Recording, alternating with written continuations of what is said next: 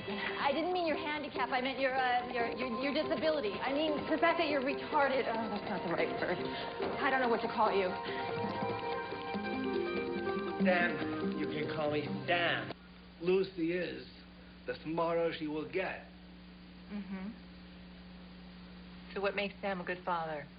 Lucy's first word was Annie, and her fifth word was Joe.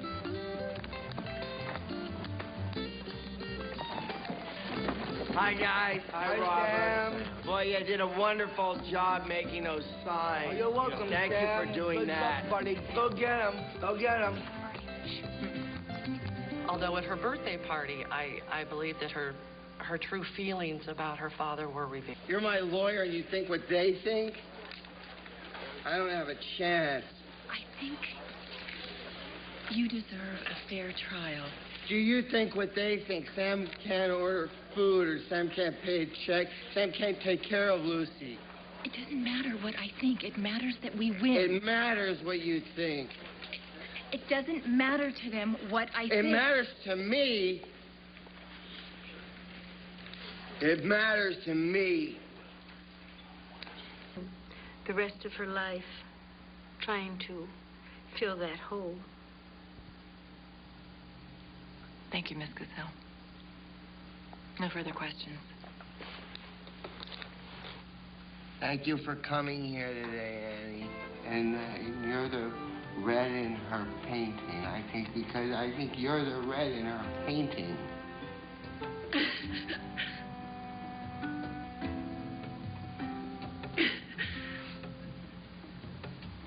Thank you, Sam.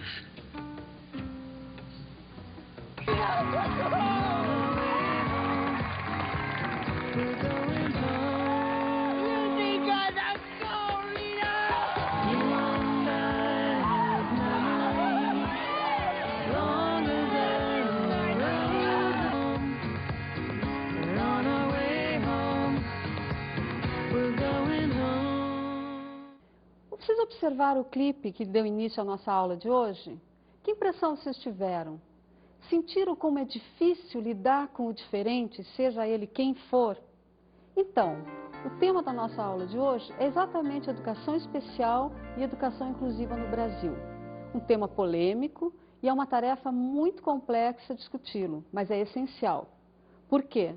Precisamos ver como o problema é tratado e também como ele não é tratado. Isso também nos diz muito.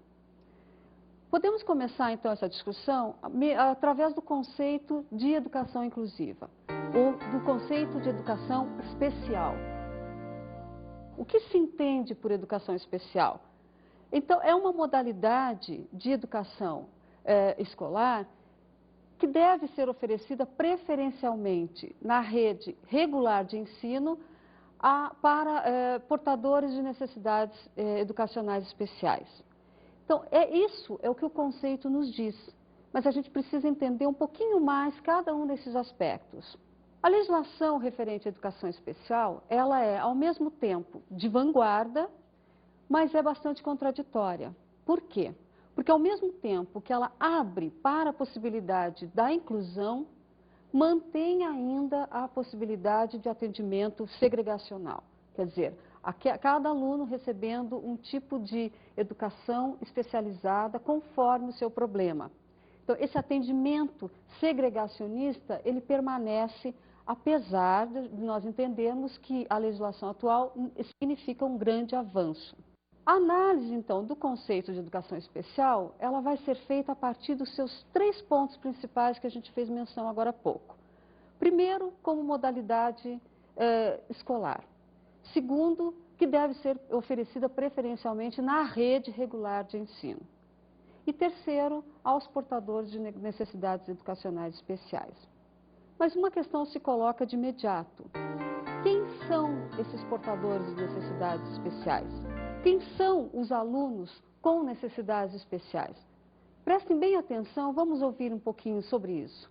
Consideram-se educandos com necessidades educacionais especiais os que durante o processo educacional apresentarem 1.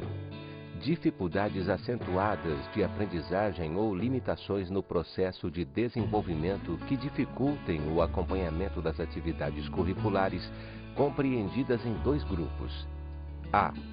Aquelas não vinculadas a uma causa orgânica específica. B.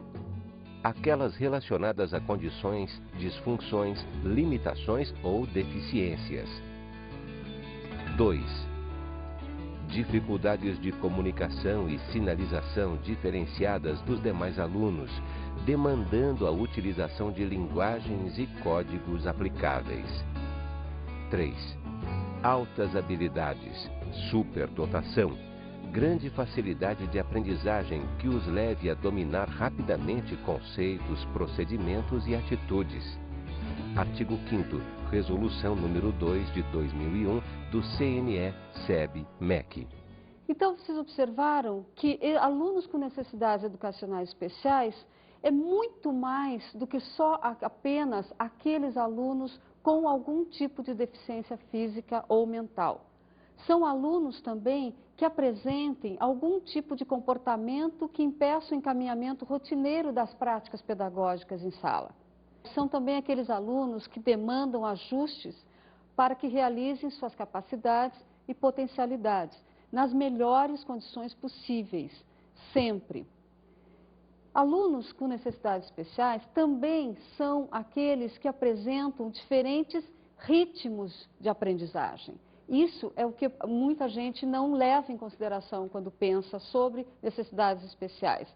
Então, são alunos que necessitam de sinais ou códigos para se comunicar, como a língua de sinais, ou de algum mecanismo para poder ler e escrever, como o braille. Então, de qualquer maneira, são necessárias adaptações nas condições materiais de ensino para favorecer, então, esses alunos e potencializar a sua capacidade de aprendizagem. Nesse processo, sem isso, toda a presença desses alunos, a sua permanência na escola, ela deixa de ter significado. E deixa de ter significado por quê? Pelo fato de que eles não vão poder compartilhar os avanços, os resultados do seu processo de aprendizagem, que é o mais interessante, que é a socialização. Então, sem essas condições, sem essas adaptações, isso não se torna possível. Um outro aspecto interessante que nós precisamos lembrar é que aquelas denominações da literatura especializada em educação especial, como DM, DF, deficiência física e por aí afora, essa terminologia não será muito utilizada ao longo dessas aulas. Por quê? Porque são denominações que já não dão conta de explicar, já não são mais suficientes para dar conta de todo esse alunado que hoje cabe dentro dessa nova percepção do que seja aluno portador de necessidade educacional especial.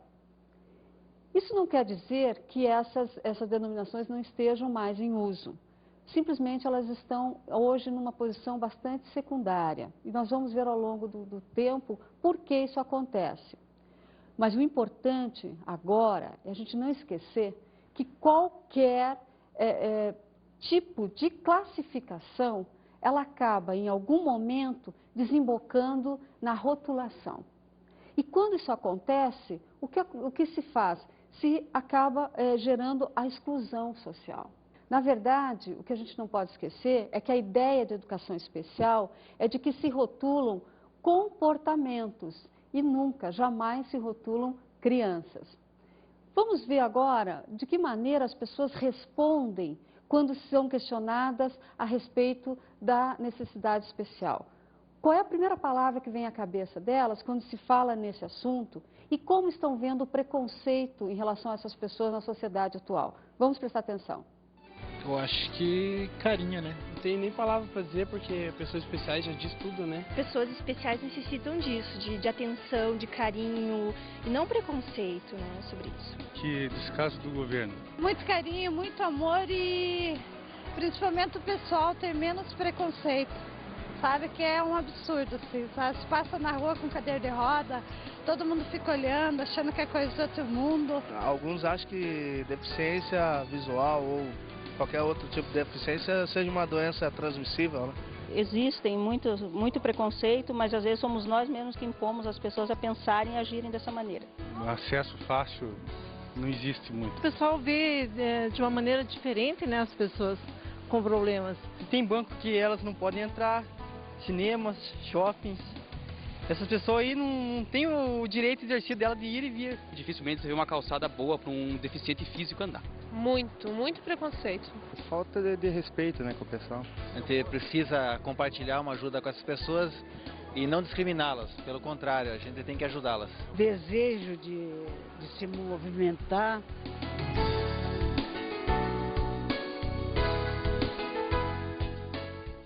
Preciso observar o quanto esse tema é polêmico, como as pessoas ainda reproduzem mitos com relação aos portadores de necessidades especiais e, sobretudo, como o preconceito ainda está internalizado nas pessoas e, consequentemente, na sociedade como um todo. As denominações mais tradicionais da literatura de educação especial, como nós vimos, elas são hoje insuficientes para o que se pretende. O que se pretende? Abarcar um número muito maior de características comportamentais que caracterizariam, então, esse alunado de educação especial. O que a gente não pode esquecer é que, além das necessidades de educação especial, também aqueles quadros de dificuldades de aprendizagem, que acabam por gerar grande número de alunos com fracasso escolar, com um histórico de dificuldade que acaba desembocando ou na invasão ou na reprovação e, consequentemente, não se discute isso como não sendo parte da educação especial. E muitas vezes também é. E o cuidado que a gente tem que tomar é exatamente não reproduzir essas práticas de exclusão que estão presentes, como nós vimos, na sociedade como um todo. A educação especial na escola contraria aquela ideia óbvia que nós temos de que toda aprendizagem escolar deva ocorrer preferencialmente na escola. Quando se fala na educação especial, não é bem assim que as coisas aconteciam, ou, pelo menos, ainda não se efetiva na prática. A garantia de direito à educação especial, ela já acontece desde a Constituição de 1988, que determinou que o Estado deveria garantir o atendimento educacional especializado aos portadores de dificuldades de qualquer tipo. Essa garantia legal, ela já existe e ao longo do tempo as adaptações vêm sendo feitas. A Lei 9394/96, a nossa LDB, ela veio confirmar então esse dever do Estado de garantir o acesso a esses alunos a uma escola de qualidade. E a escola, sobretudo, pública. Então, garante o atendimento educacional especializado gratuito aos educandos com necessidades especiais, embora isso ainda, como eu disse, não esteja assegurado na prática. E nós vamos ver, então, ao longo do tempo, que são inúmeras as dificuldades para que isso se concretize de uma forma mais efetiva. Os alunos com necessidades educacionais especiais recebiam diferentes tratamentos. Por exemplo, cegos e surdos, tradicionalmente, acabavam indo para escolas especializadas, até por conta do constrangimento que as famílias normalmente enfrentavam quando iam procurar escola para os seus filhos. E quase sempre eram aconselhadas a levá-los para as escolas especializadas. E, consequentemente, eles iriam conviver sempre entre os seus iguais e a socialização estaria difícil. O mesmo acontecia com outros portadores de outras necessidades especiais. Mas havia, sobretudo, uma grande descrença na capacidade de aprendizagem desses alunos. Não se acreditava que efetivamente eles pudessem aprender alguma coisa. Instituições como as APAES e Pestalozzi, que ao longo do tempo fizeram um esforço muito grande para acolher esses alunos, elas não tinham, entretanto, a organização tal como a escola regular.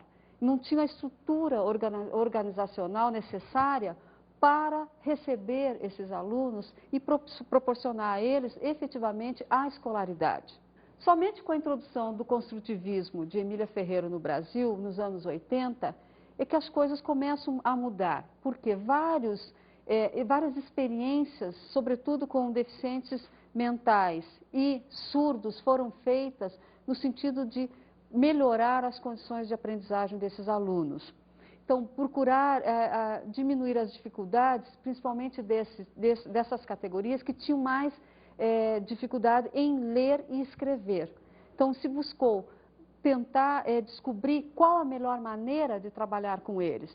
Vários estudos foram publicados ao longo dos anos 80, dos anos 90, que muito contribuíram para o avanço da educação especial no Brasil. Com esses estudos, houve grande impulso na produção de conhecimento na área da educação especial e foram responsáveis pelo rompimento de algumas barreiras teóricas importantes da aprendizagem desses alunos. Sobretudo, se conheceu mais um pouco sobre esse processo de aprendizagem desses alunos, mas também, e o mais importante, se aprendeu muito mais sobre eles. Esse foi o grande ganho de todos esses trabalhos que foram publicados ao longo dessas 2 décadas. A relação entre as APAES e a legislação foi de buscar a adaptação. Isso foi muito interessante, porque basta, por exemplo, a gente observar, procurar conhecer um pouco melhor o projeto APAE Educadora, onde vai ficar claro, então, a preocupação da APAE em se adequar à legislação, em propiciar, então, melhores condições para receber esses alunos. Comprova todo o esforço da instituição no sentido de atender às demandas previstas pela lei. Vamos para o intervalo, depois a gente volta.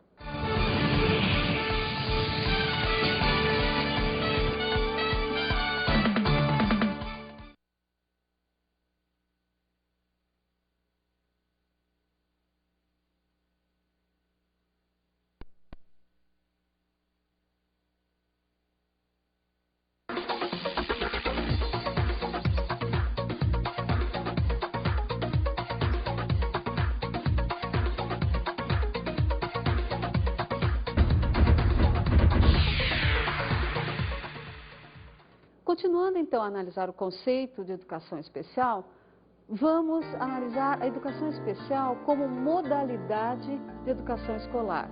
Lugar de aprender, como a gente disse, é na escola, junto com profissionais que foram preparados, foram formados para isso. Nessa instituição que tem e produz cultura, transmite cultura. E numa sociedade na qual a escola passa a ter cada vez mais importância e passa a ter, inclusive, novos papéis e ter que desempenhar novas funções.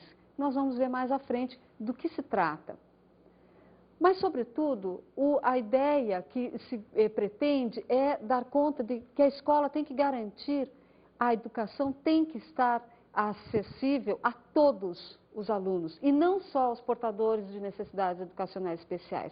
Então, essa é a ideia de que a escola deve favorecer a igualdade de oportunidade a todos os alunos. Então, é aqui que a gente trabalha mesmo com a ideia de inclusão, para tirar aquele mito de que são só os portadores de necessidades educacionais especiais que estão sendo privilegiados nesse momento. Não. O que se busca é um ensino voltado para o sucesso. Seja esse sucesso entendido como a simples permanência e socialização desses alunos. Então, menos para a construção da cidadania, no sentido de que ela não vai se contemplar, ela não vai estar presente, ela não vai, um estudo menos voltado para a competição, para a competitividade acirrada da sociedade, que é uma sociedade hoje de exclusão. Então, essa ideia de educar para a cidadania é que se deve buscar também quando se fala em políticas de inclusão. A educação inclusiva, ela aparece como política de justiça social. Então, essa ideia ela é apresentada concretamente na Declaração de Salamanca, que nós vamos ver, então, o que diz para entender como se entende, então, a inclusão hoje. Prestem atenção no que nós vamos ler. O princípio fundamental desta linha de ação é de que as escolas devem acolher todas as crianças, independentemente de suas condições físicas, intelectuais, sociais, emocionais, linguísticas ou outras. Devem acolher crianças com deficiência e crianças bem dotadas, crianças que vivem nas ruas e que trabalham, crianças de populações distantes ou nômades, crianças de minorias linguísticas, étnicas ou culturais, e crianças de outros grupos ou zonas desfavorecidas ou marginalizados. Declaração de Salamanca, 1994, páginas 17 e 18.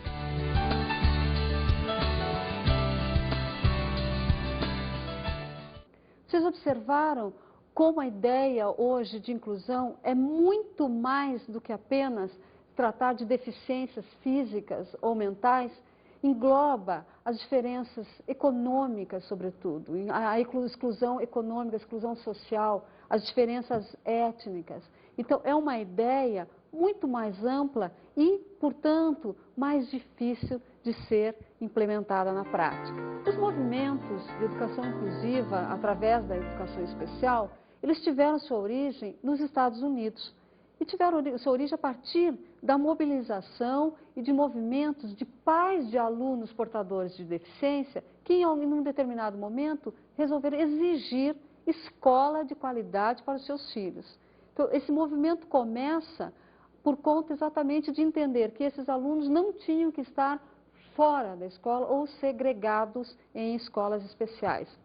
A educação inclusiva, através também da diversidade e do multiculturalismo, também é um movimento que corre em paralelo a partir dos anos 80, quando se entende que esses dois aspectos são essenciais, fazem parte da natureza humana e que, portanto, deve-se se contemplar para entender, então, o que seja a inclusão. Um movimento que se desenvolveu e que ganhou fôlego, ganhou força na Europa e que se disseminou pelo mundo todo. Então, essa ideia de que o diferente existe e que o diferente deve ser incorporado, deve ser vivenciado junto com todos. Com o Congresso de Educação para Todos, que aconteceu em 1999 na Tailândia, nasce um movimento mundial pela inclusão. Então, é uma ideia que passa a fazer parte de políticas públicas, ainda que incipientes, mas, sobretudo, trazem um novo compromisso com o outro. Então, o outro, seja ele quem for, como nós vimos, não necessariamente só portadores de necessidades educacionais especiais, mas também aqueles excluídos social, economicamente, as minorias, enfim, englobando o diferente como um todo. Então, a ideia é de que se propicie condições, se dê possibilidades novas de acesso à educação para todo esse alunado. Isso, naturalmente, acaba gerando um certo compromisso de vários profissionais da área e, sobretudo, professores que já vinham engajados, já estavam antenados, já estavam participando dessa ação pela inclusão, mesmo quando isso ainda não recebia o nome políticas de inclusão. Professores que faziam já na prática do seu dia a dia várias tentativas de inserir alunos que tradicionalmente estavam fora da escola. Em 1994, em Barcelona, na Espanha, acontece um outro momento importante, um outro evento que vai, então, mudar o rumo das políticas e da ideia que se tem hoje de inclusão. A Conferência Mundial sobre Necessidades Educativas Especiais, que vai trabalhar com a ideia de acesso e qualidade, traz uma grande contribuição em termos da discussão de como conduzir as políticas de inclusão. Mas o principal resultado desse evento, desse acontecimento, é a Declaração de Salamanca, que traz, como nós vimos já nessa aula, a ideia básica de, primeiro, o que são esses alunos, quem são esses alunos portadores de necessidades especiais, que é muito mais amplo, como nós vimos, e vai dar, então, as diretrizes para a condução de políticas públicas voltadas para o acesso universal à educação, uma educação de qualidade, onde a discriminação não tenha lugar, onde se parta, então, para uma prática onde a teoria não seja, então, dissonante daquilo que se vê no dia a dia concretamente. Novas concepções de necessidades educacionais especiais e as diretrizes para a ação a nível nacional. Declaração de Salamanca, 1994, página 15. Nessa Declaração de Salamanca, se definem, então, novas concepções, tanto de necessidades educacionais especiais, como também de como se conduzir essas políticas, né, essas diretrizes para a ação. Porque é muito fácil, ficou muito bem no documento tudo que se deveria fazer, mas ali transcende um pouco mais essa ideia, porque dá efetivamente o norte, dá condições para que essas políticas sejam efetivadas a nível nacional, em cada país, a nível internacional, sempre tendo como, então, ideia central aquilo que está prescrito na declaração, que é, sobretudo, não perder de vista essa concepção nova de educação para portadores de necessidades educacionais especiais. Quer dizer, que escola deveria ser essa e como se conduzir esse processo. Acesso e qualidade, então, são duas palavras-chave para entender o processo de inclusão. Hoje, não se admite simplesmente falar em políticas de inclusão por falar ou não se preocupar que isso aconteça na prática de uma forma democrática, onde todos tenham efetivamente acesso e que tenham uma mínima qualidade. Uma exigência hoje da qual nenhum profissional envolvido com as políticas de inclusão abre mão. A educação inclusiva, ela é um desafio. Certamente, por ser um tema polêmico, ela nos coloca, então, grandes dificuldades, mas que não são necessariamente dificuldades intransponíveis. Sobretudo, é uma prática inovadora, porque muito vem se falando, né, sobretudo no Brasil, há mais de 30 anos vem se buscando, então, o caminho rumo à inclusão. Então, mas é ainda, por mais que se tenha avançado, uma prática bastante inovadora. E se está enfatizando aqui a qualidade do ensino com muita veemência, porque é um ensino que deve ser oferecido para todos. Como a gente já falou aqui hoje, não apenas para aqueles alunos portadores de algum tipo de deficiência física ou mental, ou que tenham algum distúrbio de comportamento que prejudique o seu processo de aprendizagem. É um processo que deve dar conta também de garantir o acesso a outra categoria desse alunado que cabe hoje dentro dessa nova concepção, que são os excluídos dos mais diferentes tipos, como nós já vimos aqui. Então, essa escola, ela precisa se modernizar, ela precisa se atualizar, fazer as necessárias adaptações para dar conta desse projeto muito grande. E, sobretudo, os professores também precisam se aperfeiçoar. E aqui nós vamos ter, ao longo da nossa discussão, a oportunidade de discutir a dificuldade que vem decorrente dessa urgência de formação de professores, de capacitação dos professores para receber esses alunos portadores de necessidades especiais. Esses professores vão precisar rever suas práticas pedagógicas, vão precisar rever até a sua percepção, a sua concepção da própria educação especial. O que vem a ser, então, essa educação especial e, sobretudo, o que é a educação especial pautada no ideal da inclusão. A educação inclusiva, então, passa por toda essa necessidade de modernização, adaptação da escola, formação e capacitação melhor desses professores, muitos dos quais já estão em ação, já estão em sala de aula e estão recebendo esses alunos.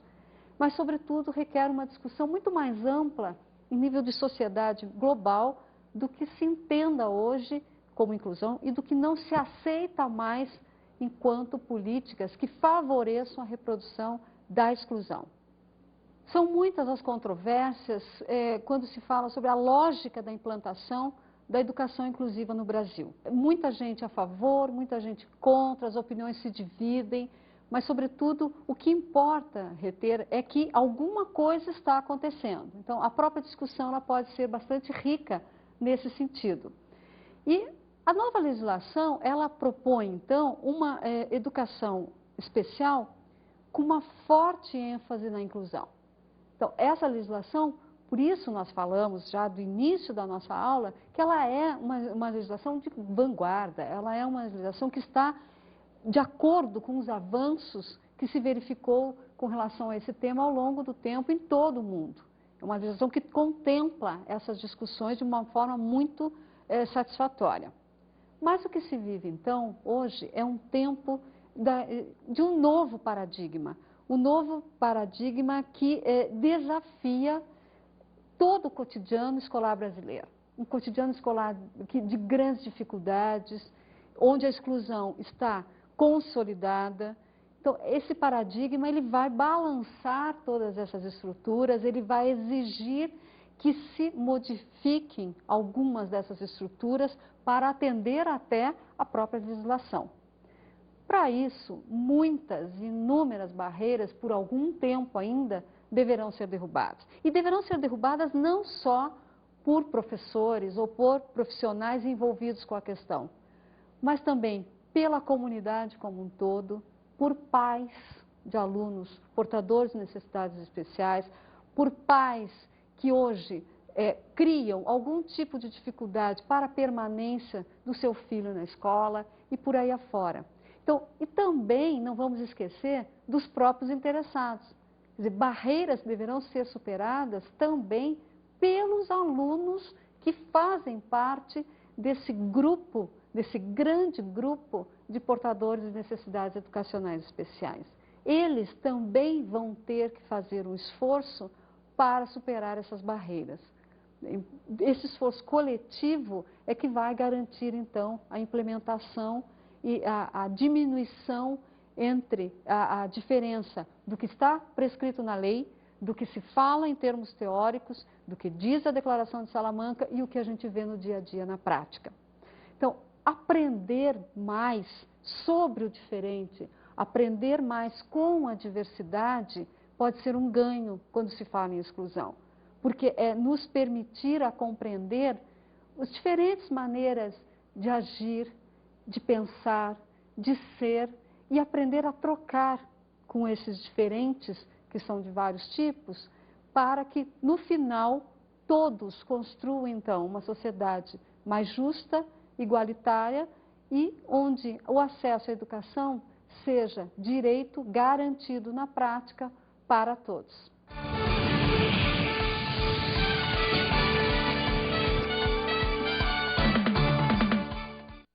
Então, como dica para a aula de hoje, eu sugeriria a vocês que discutissem um pouco as suas experiências com relação à educação especial, à educação inclusiva. E, sobretudo, se perguntando, o que vocês entendem por inclusão? Pensem sobre isso. Até a aula que vem, pessoal.